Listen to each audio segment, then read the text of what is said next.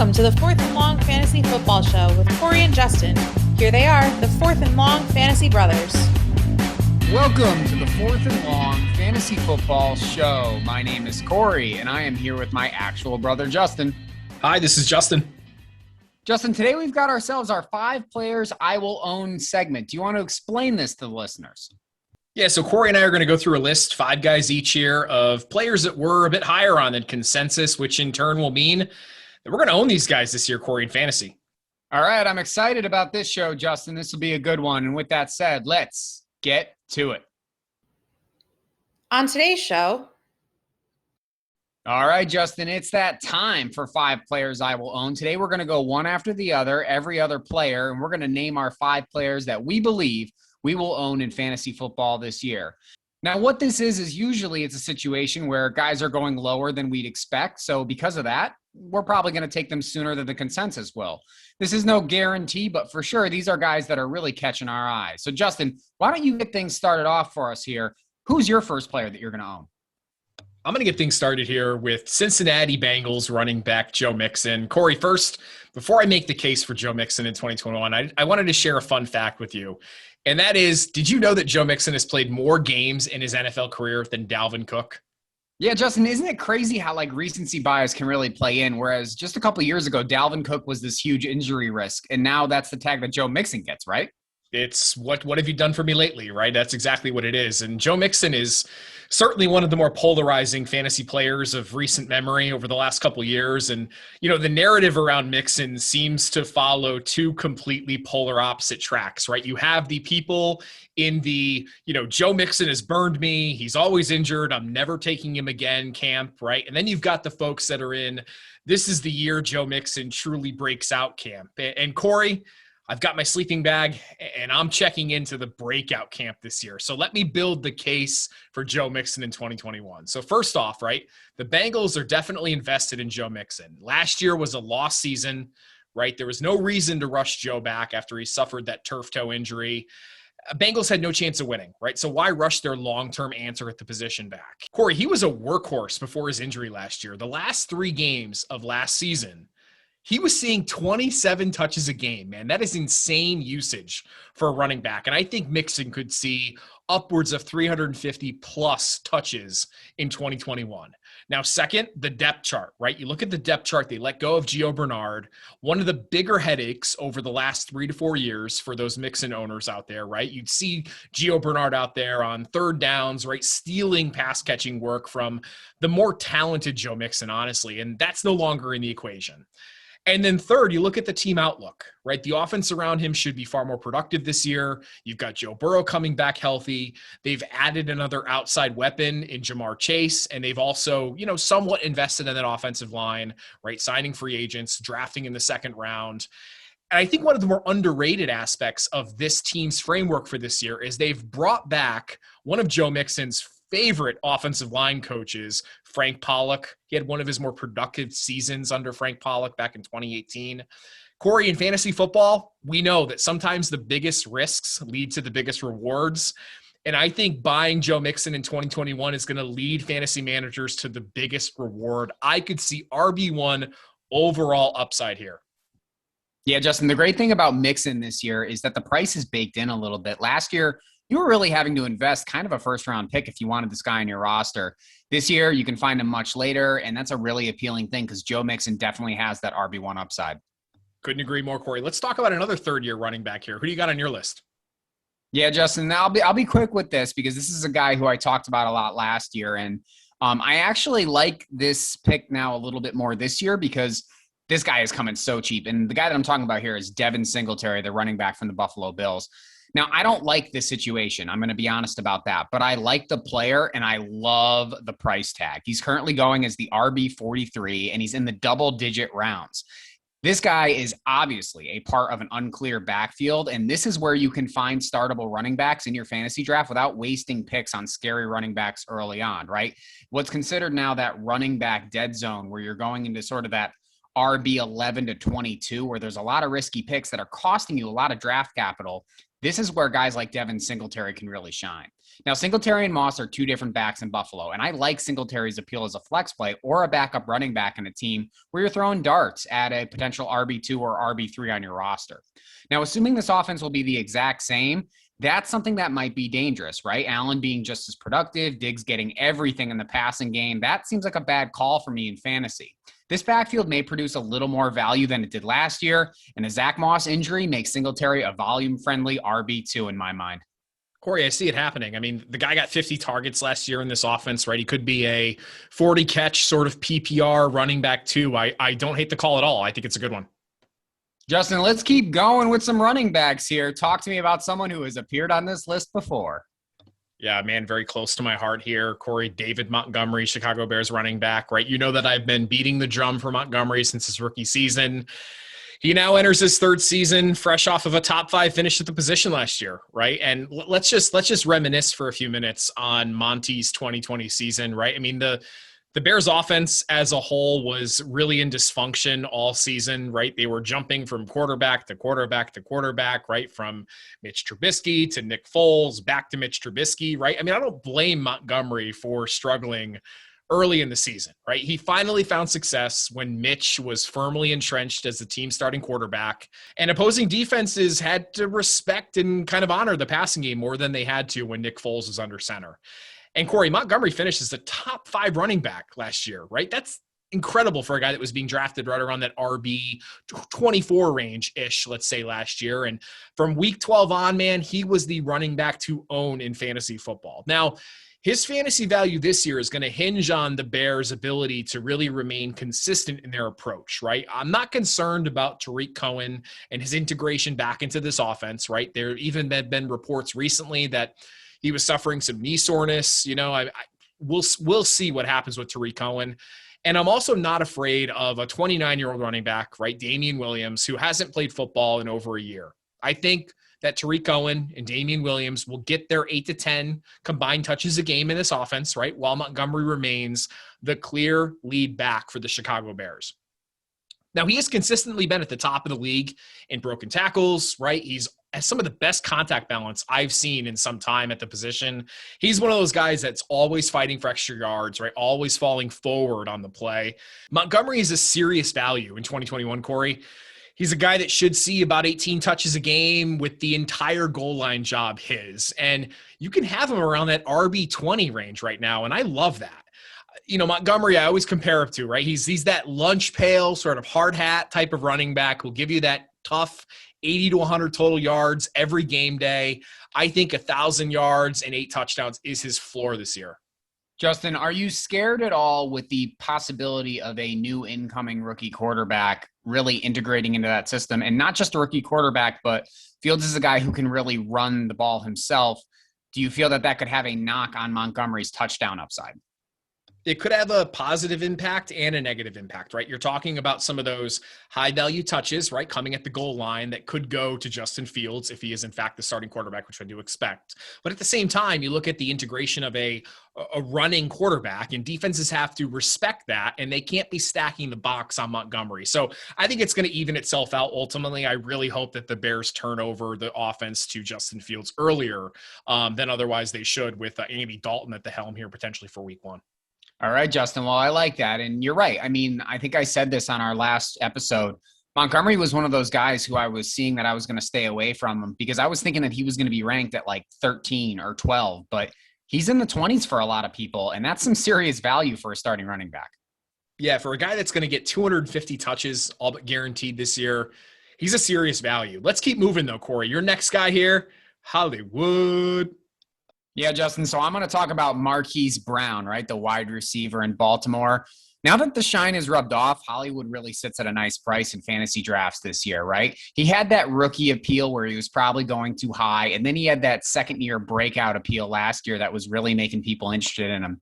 Now, I think people are off the boat. And in a league where I have to start 3 wide receivers or multiple flexes, I have no problem starting Brown with the thought that his volatile floor might actually rise this year. Again, offenses have to change so that they don't fade into irrelevance. And Brown still shows me enough in his talent department department, to think that if the passing attack can be refined, he would be a really nice addition to any fantasy roster this year.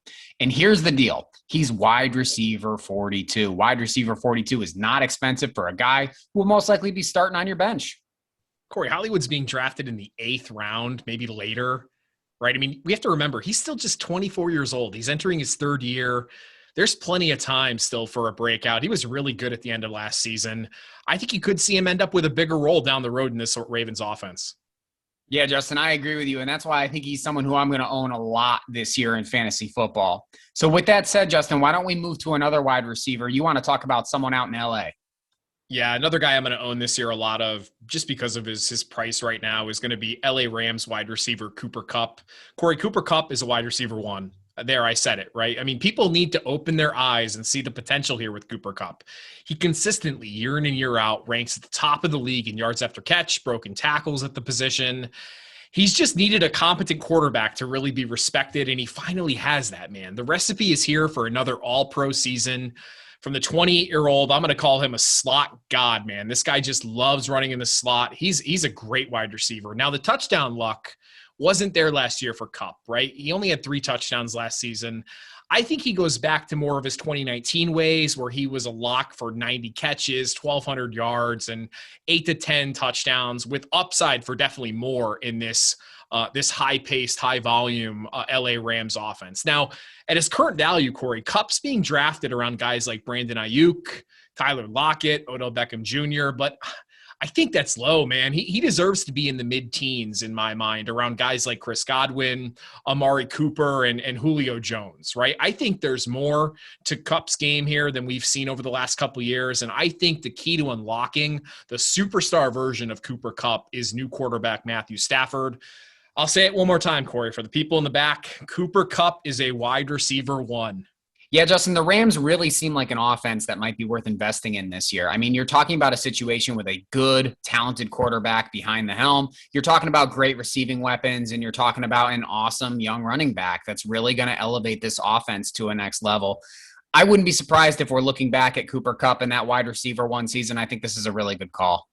Yeah, Corey, people just aren't really respecting Cooper Kupp and what he can do, but let's keep moving forward. So this is an interesting situation you're going to talk about here, right? I mean, last year, this guy was clear-cut RB1. This year, bit of uncertainty, Corey. Talk to me about your next guy.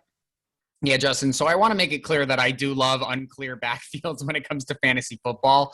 And one of the situations for sure is in Jacksonville. And the guy that I'm thinking that I want a part of is James Robinson, because Robinson benefited from an unclear backfield last year, right? He was a guy that you were not even getting on draft day. You were maybe picking up in your first set of waiver claims, whether it was before the season or after week 1. And boy, did he pay off. Now, James Robinsons don't come around all the time, but he was a part of an unclear backfield. And you wouldn't have doubted somebody if they did draft him with, say, their last pick. Now, James Robinson proved that you can find RB1s in unclear backfields, and that's exactly what I'm banking on again. The drafting of ETN may have made Robinson a tough pill to swallow in Dynasty, but in redraft, it really gave him an awesome price tag. He finished as a clear top 10 running back, injuries from all the studs aside, and now he's going as the RB32, which means that Robinson is being tanked because of a perceived situation, not necessarily reality. This is where fantasy can often overcorrect itself, and I'm thinking it's doing just that, Justin. Now, reports may come out that Robinson is still the 1A for the Jags, and if Robinson's value before draft day floats towards the RB20, then he might get too expensive for me. But right now, as an RB3, this is a great bet because the risk is so much lower than the possible reward. Yeah, no one really lost as much value from the NFL draft as James Robinson did. I feel for the guy. It's a new regime. I think he'll still have value this year. I think we could see back-end RB2 value weekly with the potential to sprinkle in a couple weeks where he gives you multiple goal line scores and could return that RB1 value, Corey. I totally see it. Yeah, Justin, speaking of a guy who lost some value because of the draft, let's move on to Cincinnati and talk about one of their wide receivers. My second Cincinnati Bengal on this list here. I think I'm going to own a lot of the Bengals offense this year, Corey. I'm going to go with wide receiver Tyler Boyd. And I know it's a bold call, but he's actually my highest ranked Bengals wideout at this point. And I think Boyd is being undervalued at his current rank right now. Let's roll back the clock here, right? In 8 full games last year with Joe Burrow, Tyler Boyd was on pace for over 100 catches, 108 to be exact, and just shy of 1,200 yards last year, man. That's pretty good return right there. He developed an immediate connection with Burrow. I mean, Burrow really locked onto him at the beginning of the season. He saw nearly 9 targets a game before Burrow went down with his injury. I don't necessarily know if he's going to get back to that 100-plus catch, 1,200-yard pace, but I think 125 targets in this offense, 80 catches, and 1,000 yards aren't out of the question. And in PPR scoring specifically, Corey, Boyd's been pretty remarkably consistent over the last couple of years. He's actually averaged between 5 to 6 catches per game each of the last 3 seasons. And again, as I've said before, I think that all Bengals wideouts will be usable in fantasy this season. I expect the Bengals to throw the ball upwards of 40 times per game, which leaves plenty of opportunity for all of these wideouts to be fantasy relevant. Now, yes, right, the argument against this is going to be that Jamar Chase enters the fold. But I fully expect Chase to really take on A.J. Green's vacated target share this year. I think that will still leave plenty for Boyd to still be usable and relevant in 2021. Now, I think he's going to be a rock-solid wide receiver too this year, and especially in PPR leagues where catches really matter.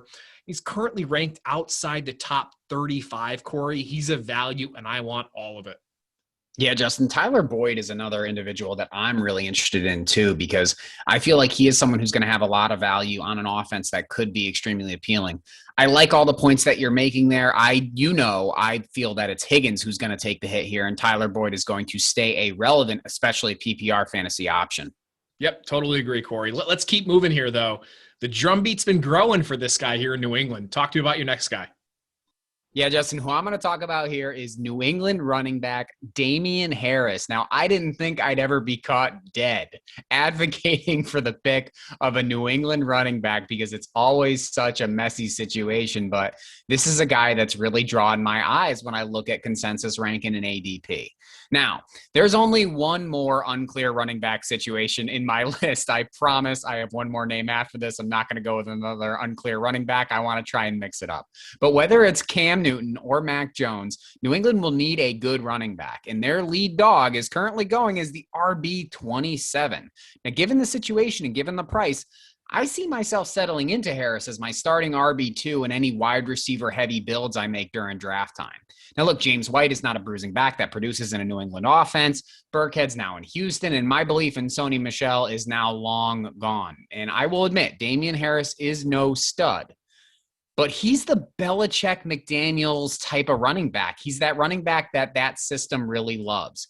Sort of that hard hat running back that you talked about with David Montgomery, Justin. Now, he's currently going as an RB3. And look, I see him as a strong RB2 all year long as he's healthy, especially with more touchdown upside than he had last year.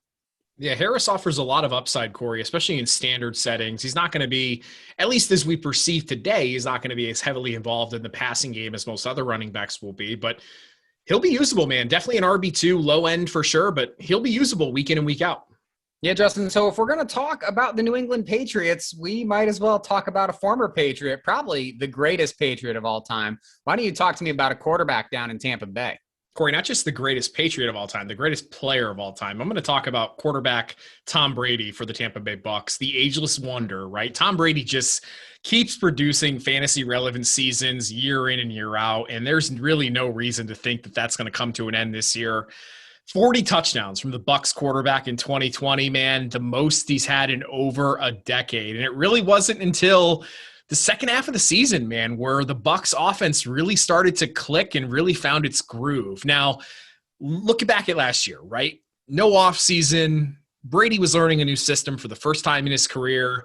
I don't blame him or really the Bucks offense for their slow start to the season. But man, when they turned it on the end of the year and down the stretch, Tom Brady was a top 5 fantasy quarterback. And in the playoffs, he was lights out. He really was lights out. Now, I think this year, 2021, has the chance to be his best fantasy season yet. You look at the Bucks offense, right? They've returned all their skill players, and man, what a group it is, right? Mike Evans, Chris Godwin, Antonio Brown, Gronkowski, Cameron Brate, OJ Howard, Rojo, Fournette, and Gio, right? I mean, that's a great offense on paper. And The other thing we have to keep in mind is that quarterbacks have historically taken a leap in their second season under Bruce Arians.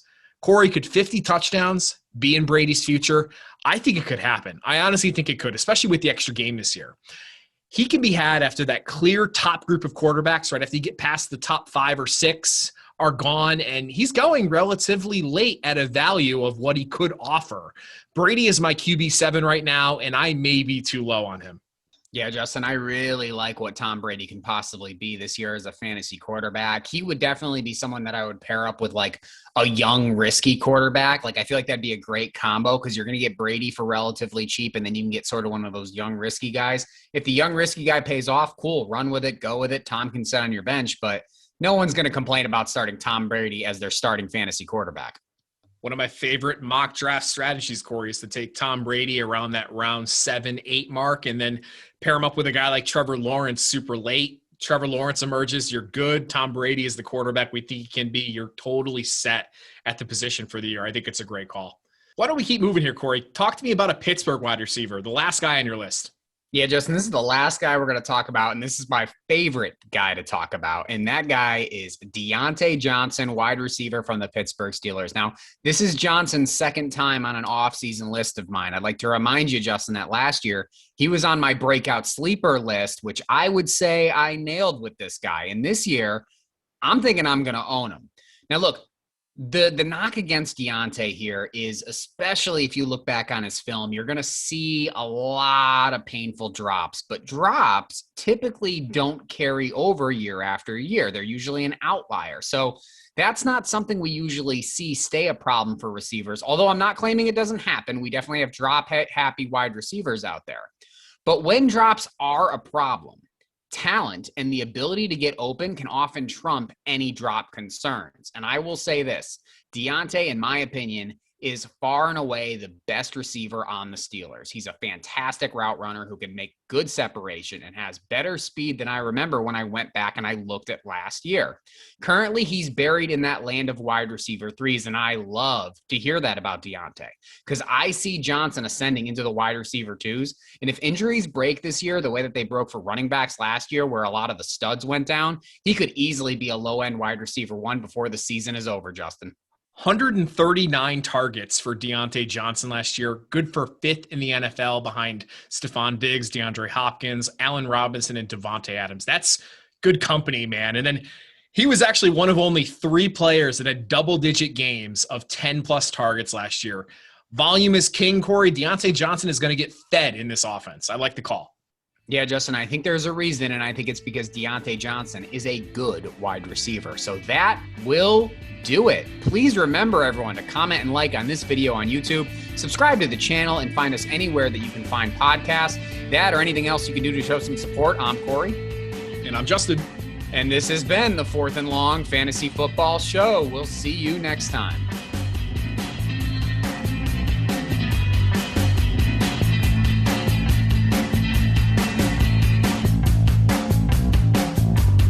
Royalty-free music courtesy of Ben Sound.